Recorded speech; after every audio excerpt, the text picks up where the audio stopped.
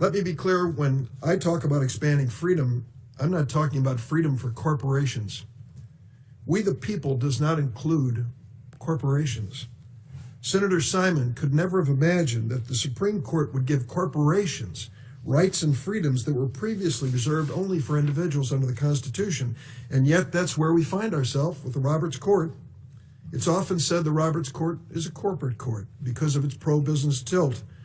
A study by the Constitutional Accountability Center found that the court ruled for the U.S. Chamber of Commerce 69% of the time. The court has certainly favored big business on issues like forced arbitration, corporate price fixing, workplace discrimination cases, just to name a few.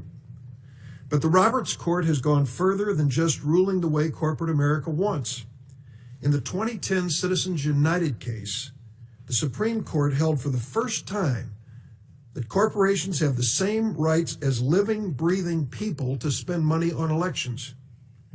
And that was followed in 2014 by the Hobby Lobby decision, which allowed for-profit corporations to discriminate against employees based on the corporation's assertion of religious belief.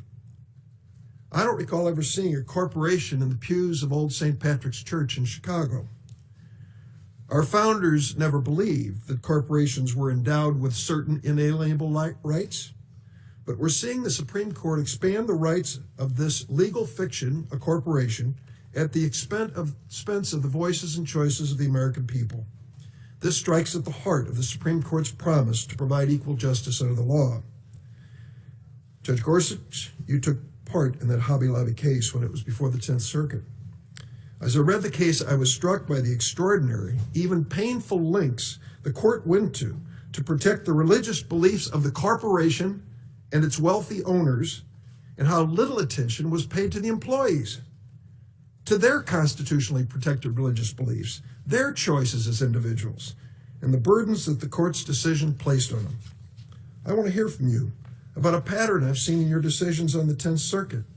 In case after case, you've either dismissed or rejected efforts by workers and families to recognize their rights or defend their freedoms.